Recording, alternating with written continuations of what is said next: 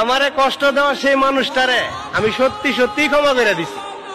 সেই সাথে আমার সৃষ্টিকর্তাও যাতে মানুষটারে ক্ষমা করে দেয় সর্বদাই ওই প্রার্থনাটাই করি। হয়তোবা মানুষটা আমার সাথে যা করছে ওইগুলারে ভুল বলি আর অপরাধ বলি, করছে অনেকটাই খারাপ, ওইটা সত্যি বটে।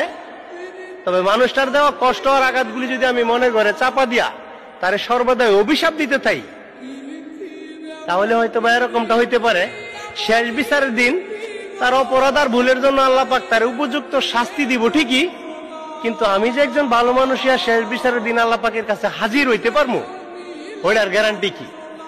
তাছাড়া তারে ক্ষমা করে দেওয়া হয়তোবা আল্লাহ পাকের একটা বিশেষ নিয়ামত আমার উপরে, কারণ ভুল আর অপরাধ অনেকেই করতে পারে, ক্ষমা জিনিসটা কয়জনে করতে পারে? তাছাড়া মানুষটারে তো আমি সত্যি সত্যি ভালোবাসতাম, তাই আমার ভালোবাসার মানুষটারে আমার জন্য আল্লাহ পাক শাস্তি দিব এটা আমি কখনোই চাইবো না, কারণ আমার ভালোবাসাটা তার প্রতি সত্যই ছিল, মিথ্যা ছিল না।